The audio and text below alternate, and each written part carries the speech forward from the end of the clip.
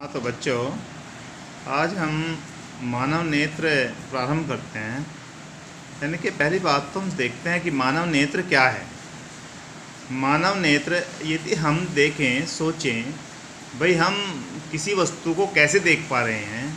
अगर हम आंख बंद कर लेते हैं तो हमें क्या दिखाई देता है? कुछ नहीं दिखाई देता। इसका मतलब इसका नाम है मानव नेत्र एवं रंग बिरंगा संसार। यानी कि अगर हमारी नेत्र खोलें और सब चीज़ को देखें तो वही हमारा क्या है, हमें मानव नेत्र सब कुछ दिखाती है। यानी कि हमारी आंखें हमें सब कुछ दिखाती है। अब आप सोचते होंगे कि यार ये आंखें देखती कैसे हैं? यानी कि प्रकाश आंख में आया और वो चले गया, देख ली वस्तु को। ऐसा नहीं होता। हम देखते हैं कि मानव नेत्र क्या है। जैसे कि आँख है, आँख में एक लगभग गोलाकार नेत्र गोलक होता है। इसमें देखिए एक लगभग कैसा होता है, नेत्र यानी कि गोलाकार होता है ये, और इसका गोलक का व्यास लगभग 2.3 सेंटीमीटर। देखिए जैसे कि ये दिया हुआ है हीरा, इसमें हम देखें तो ये 2.3 सेंटीमीटर इतना सा होता है भाई, इतना सा ही होता है। ये वाला हिस्सा, ये 2.3 सेंटीमीटर ही होता है। अब हम बात करें आगे की कि नेत्र गोलक की दीवारों में प्रमुख परतें होती हैं। नेत्र गोलक जो है हमारा, यानी कि बाहर से तो एक आँख दिखाई देती है, परंतु इसे अगर बाहर निकाल लिया जाए, बाहर देखा जाए तो लगभग एक गोलाकार, पूर्ण गोलाकार नहीं होती, लगभग क्या होती है, गोलाकार होती है। अब आँख को अगर बाहर निकाल कर देखा जाए तो एक कैसी लगेगी, जैसी गोला कंचा होता है इस तरह की। अब नेत्र गोलक की दीवारों में प्रमुख परतें होती हैं, 2 परतें होती हैं, एक बाहरी परत होती है और एक आंतरिक परत होती है। देखिए जैसे कि आप देख रहे हैं, ये हमारी इस आइज़ में ये जो बाहर दिख रही है ये वाली, ये बाहरी परत है। और इसके अंदर एक ये दिख रही है ये वाली, जहाँ मैं पेंसिल घुमा रहा हूँ, ये कौन सी परत है? ये आंतरिक परत है। अब जो बाहरी परत है उस परत को हम कहते हैं स्क्लेरा। इसका नाम है स्क्लेरा। यानी कि ये जो बाहरी परत है इसको क्या कहा गया? स्क्लेरा। अब जो सफ़ेद कैसी होती है? सफ़ेद होती है, कठोर एवं अपारदर्शी पदार्थ से बनी होती है। यानी कठोर होती है और किससे बनी होती है? अपारदर्शी। अब अपारदर्शी आप जानते होंगे, जैसा कि कांच है, कांच कैसा है? पारदर्शी है। हम कोई लकड़ी ले लें, गत्ता ले लें, वो कैसा है? अपारदर्शी है, जिसमें प्रकाश आर पार नहीं जा सकता। तो ये कैसी होती है? अपारदर्शी होती है और कठोर होती है। अब आगे चलते हैं। अब जो ये बाहरी परत है, इसके आगे ये क्या है? स्क्लेरा। ये वाला स्क्लेरा पे आगे की साइड में, यानी कि स्क्लेरा के अग्रभाग, अग्रभाग कौन सा होगा? ये वाला भाग। अग्रभाग कौन सा? ये वाला। अग्रभाग में एक उभरी हुई जिसे तुम कहाँ आँख में भी देखते हो, आगे की तरफ उभरा हुआ होता है। तो ये वाला हिस्सा देखो, ये वाला, ये कैसा है? उभरा हुआ है। अब उभरी हुई कैसी? एक पारदर्शी सतह विद्यमान होती है। ये कैसी है भाई? पारदर्शी। पारदर्शी माने जिसमें को प्रकाश आर पार दिखाई देता है, चला जाता है, हमें आर पार देख सकते हैं। तो क्या ये, यानी कि ये पूरा भाग तो कैसा था? अपारदर्शी। और ये वाला भाग कैसा है? ये पारदर्शी है। पारदर्शी सतह विद्यमान होती है, जिसे हम क्या कहते हैं? कॉर्निया। जिसे हम किस नाम से जानते हैं? कॉर्निया या स्वच्छ मंडल। अब तुम स्वच्छ मंडल से जान गए होंगे। स्वच्छ माने साफ, यानी कि बिल्कुल साफ, जिसमें को प्रकाश साफ देखा जा सके, स्वच्छ मंडल या कॉर्निया कहते हैं। अब इसके बाद आती है बात दूसरी परत। दूसरी परत ये होती है आंतरिक परत। यहाँ से ये वाली आंतरिक परत है। देखो ये वाली, यहाँ से जो मैंने पेन घुमाया ये वाला, ये वाली क्या होती है? आंतरिक परत होती है। इसको हम कहते हैं रक्तक पटल। क्या कहते हैं इसको? हम रक्तक पटल। यानी कि इसको हम क्या बोलते हैं? रक्तक कहते हैं, और इंग्लिश में इसको कहते हैं कोरोइड। किस नाम से जानता है? कोरोइड के नाम से। अब इसका काला रंग, इसका रंग कैसा है? ये वाला देखो, ये दिख रहा है डार्क सा, इसका रंग कैसा होता है? काला। अब काला रंग क्यों है? आप सोचे होंगे काला रंग क्यों है इसका? बाहर वाली तो कैसे रंग की थी? सफ़ेद थी, और ये अंदर वाली काली क्यों है? अब इसका काला रंग से क्या होता है? मान लिया जाए जब प्रकाश इसमें अंदर जाएगा, तो प्रकाश के अंदर जाने से प्रकाश तो दीवारों से टकराएगा, तो इसका जब अंदर जाता है तो प्रकाश का आंतरिक परावर्तन को रोकता है। भाई अगर आंतरिक परावर्तन हुआ यहाँ पर, तो यह क्या जाएगा? ये ऐसे ऐसे ऐसे प्रकाश इधर उधर भागेगा। और इधर उधर क्या है? इधर उधर हमारी प्रकाश संवेदी अंग हैं, कोशिकाएँ हैं, प्रकाश संवेदी बहुत सारी कोशिकाएँ हैं। उन कोशिकाओं को क्या कर देगा, ये जब आंतरिक परावर्तन होगा तो डैमेज कर सकता है, जब प्रकाश उन पे जाएगा तो डैमेज कर सकता है। या हमारी प्रतिबिंब बनना है यहाँ पर एक स्थान पर, प्रतिबिंब जो आंतरिक परावर्तन कभी इधर बनेगा कभी इधर बनेगा कभी इधर बनेगा, तो दिखेगा ही नहीं हमें, बार बार हम इधर उधर देख रहे हैं। तो इसलिए ये काला भाग क्यों है, ये भाग इसलिए है क्योंकि यह आंतरिक परावर्तन को रोक सके और जो प्रकाश संवेदी अंग है उनको बचा सके। चलिए आगे आता है, यहाँ पर देखिए, यहाँ पर लिखा है परितारिका एक मांसपेशीय डायफ्राम है। परितारिका कहाँ है भाई, इसके बाद में कौन आती है, इसके बाद में ये आती है परितारिका। अब परितारिका देखो, ये अंदर की तरफ यहाँ पर जो है ये क्या होती है, ये वाली परितारिका होती है। जैसा आँख देख रहे हो, आँख में सफ़ेद सफ़ेद भाग होता है, और फिर वहाँ पर देखते हैं आप क्या होता है, परितारिका ये होती है। परितारिका एक मांसपेशीय डायफ्राम जो पुतली के आकार को नियंत्रित है। इसके अंदर क्या होती है, यहाँ पर देखिए पुतली होती है, ये वाली, ये क्या है, पुतली।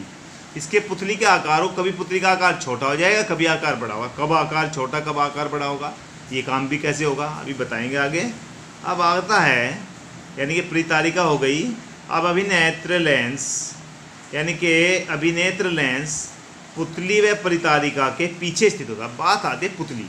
अब आप देखिए, किसी की आँख में जो पुतली होती है ब्राउन कलर की होती है, किसी में सिल्वर कलर की होती है और किसी में काली होती है, कभी कभी किसी में नीली भी हो जाती है। देखिए कहते हैं कि बिल्ली जैसी आँख, तो नीली सी हो जाती है।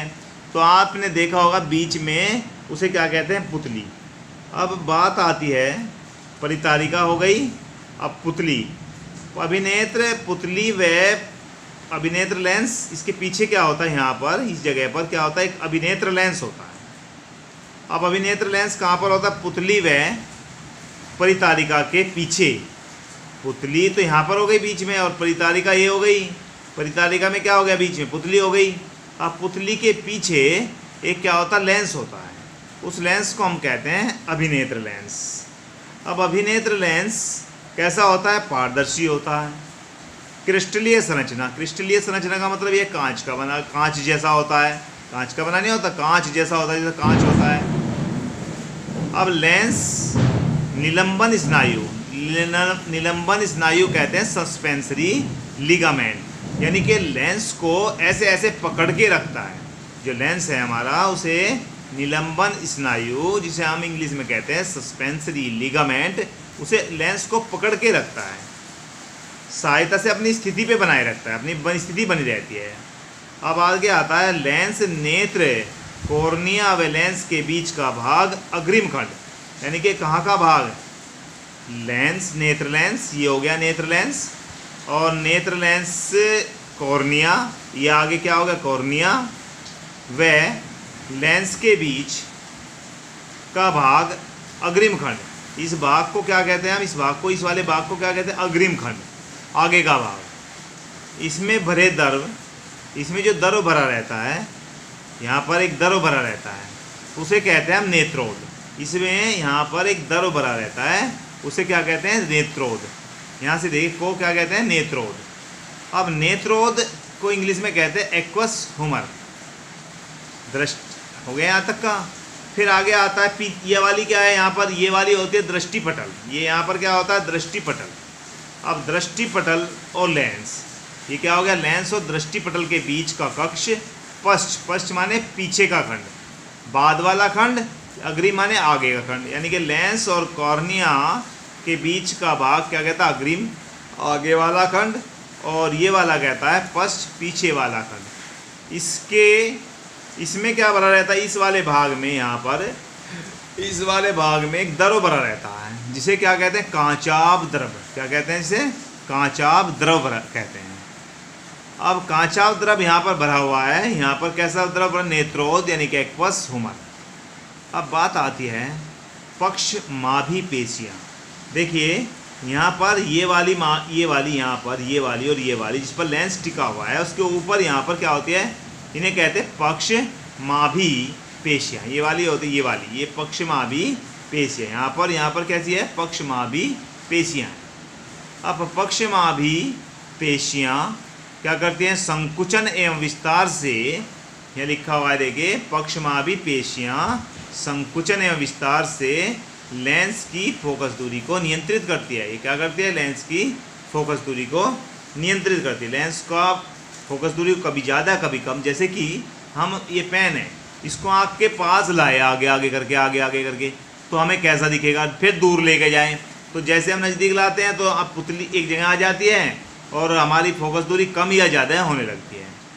अब पक्षमापी क्या करती है? संकुचन, कभी संकुचन करती है कभी विस्तार करती है, जिससे क्या होता है? लेंस की फोकस दूरी नियंत्रित होती है। कभी लेंस की फोकस दूरी कम होती है, कभी लेंस की फोकस दूरी ज़्यादा होती है। अब इसका मेन भाग है दृष्टिपटल। दृष्टिपटल को हम रेटिना कहते हैं इंग्लिश में। दृष्टिपटल एक तरह से ऐसा होता है जैसे कि किसी स्क्रीन पर्दे पर कोई इमेज बन रही हो, तो यानी कि दृष्टिपटल एक पर्दे का काम करता है। नेत्र गोलक के पीछे का भाग, नेत्र गोलक के पीछे का भाग, ये वाला भाग क्या कहलाता है? दृष्टिपटल कहलाता है। अब जो आँख में प्रतिबिंब निर्माण के लिए पर्दे का कार्य करता है, जहाँ पर पर्दे पर प्रतिबिंब बनता है उस पर्दे का कार्य करता है। कौन करता है? रेटिना, यानी कि दृष्टिपटल। अब बात आती है दृष्टिपटल पर बहुत सारी प्रकाश संवेदी तंत्रिका होती है। दृष्टिपटल जो है इसमें बहुत सारी प्रकाश संवेदी तंत्रिकाएँ, कोशिकाएँ होती है, जो लगभग कितनी होती है? 25 मिलियन। 25 मिलियन का मतलब बहुत सारी। देखिए कितने लाख बैठेगी, तो बहुत सारी 25 मिलियन, लगभग 25 मिलियन कोशिका होती है। ये दो तरह की कोशिका पाई जाती हैं। अब दो तरह की कौन कौन सी होती है? एक तो होती है रोड के आकार की, और एक होते रोड के आकार, जैसे ये है रोड। एक होते शंकु के आकार की। शंकु कैसे बना दे? जैसे कि माने ये इस तरह से शंकु बना दिया जाए, शंकु के आकार की। दो तरह की होती है। अब जो रोड के आकार की होती है, रोड शेप होती है, वो प्रकाश की तीव्रता को देखती है कि प्रकाश कहीं ज़्यादा या कम तो नहीं आ रहा। अब देखिए जैसे कि हमने देखा होगा, हम नीचे कमरे में बैठे हैं और बाहर धूप निकली हुई है बहुत सारी। हम धूप में चला जाएं तो हमारी आंखें यूँ यूँ मिच जाती है, हल्की हल्की मिच जाती है। तो इसका मतलब हमारी आँखों में जो रोड आकार की कोशिका थी, उन्होंने फोकस दूरी इस तरह से करी कि प्रकाश की तीव्रता को क्या करती है? कम या ज़्यादा है। हमारी आँख में कम प्रकाश जाएगा। भाई अगर हमारी आँखों की तीव्रता को न ऐसी कोशिका न होती तो प्रकाश सारा एकदम से अंदर जाता और हमारे जो बहुत सारे यहाँ पर आगे प्रकाश संवेदी कोशिकाएँ होती हैं वो डेड हो जाती, वो डैमेज हो जाती है, हमें हमारी आँखें ख़राब हो सकती थी।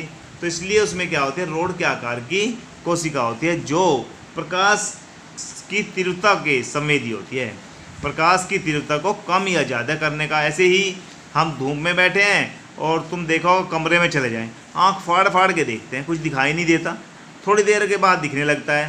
तो हम जब कमरे प्रकाश में ज़्यादा प्रकाश में बैठे थे तो वहाँ पर हमें क्या हो रहा था? कम प्रकाश में हमें क्या दिख रहा था? हमारा आँख में कम प्रकाश जा रहा था। परंतु जब हम कमरे में अंदर गए तो वहाँ पर अंधेरा हो गया, तो प्रकाश अभी भी हमारी आँख में कम जा रहा है। थोड़ी देर के बाद वो क्या होगा?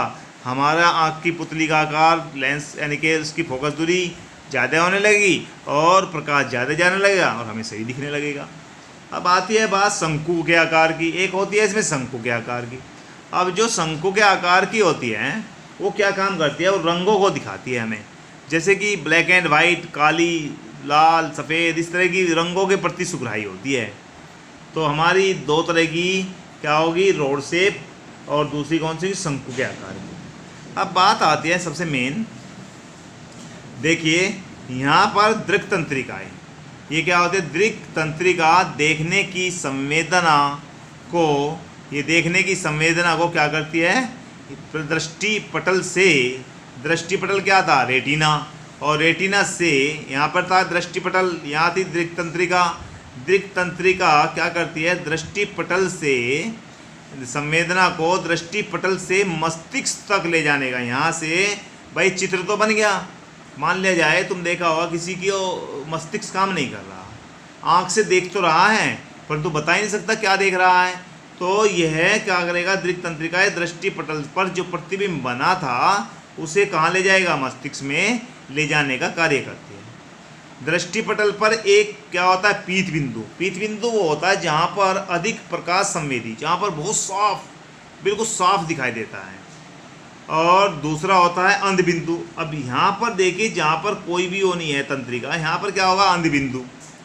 अब अंध बिंदु क्या होता है, न्यूनतम प्रकाश संवेदी विद्यमान होता है। यहाँ पर न्यूनतम प्रकाश संवेदी और पीत बिंदु पर अधिकतम प्रकाश संवेदी। इस तरह से हमारी आइस, हमारी आँख है। अब इसकी कार्यचलन कैसे कैसे काम होता है। अब देखिए, किसी वस्तु से आने वाली, पहले प्रकाश कहाँ पर गिरा, किसी वस्तु पर। हमारे सामने कोई वस्तु रखी है, प्रकाश उसके ऊपर गिरा, उससे किरण कहाँ आई, आँख की पुतली से होती है। हमारी आँख, हमने आँख खोल दी, आँख में क्या है, पुतली है, पुतली से होती हुई लेंस पर गिरेगी। ये लेंस कहाँ है, ये रहा लेंस, यहाँ पुतली है, पुतली के बिल्कुल पीछे क्या है, लेंस है।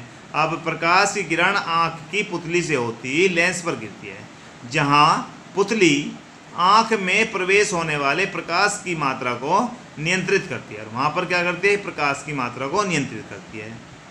अब यह वहाँ पर एक हमारी पक्षमाभी पेशियों की सहायता से लेंस समायोजन होता है। अब पक्षमाभी देखिए, यदि पक्षमाभी पेशियाँ, पक्ष ये वाली हैं पक्षमाभी पेशियाँ, ये लिखा हुआ पक्षमाभी पेशियाँ, ये क्या करती हैं कि सहायता से लेंस समायोजित होता है।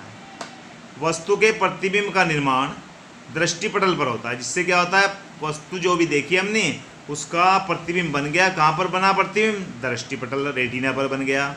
अब जहाँ पर प्रकाश संवेदी कोशिका प्रतिबिंब की संवेदना को विद्युत संकेत में बदल देती है। अभी तो हमारा क्या हुआ था, प्रकाश संवेदी कोशिका थी वहाँ पर बहुत सारी, उन्होंने क्या कर दिया, प्रतिबिंब जो बना उसकी संवेदना को विद्युत संकेत में बदल देती है। और यह संकेत दृक तंत्रिका की सहायता से कहाँ पर पहुँच जाता है, मस्तिष्क में पहुँच जाता है। दृक यानी कि कहाँ पहुँच, तंत्रिका की सहायता से मस्तिष्क में पहुँच जाती है।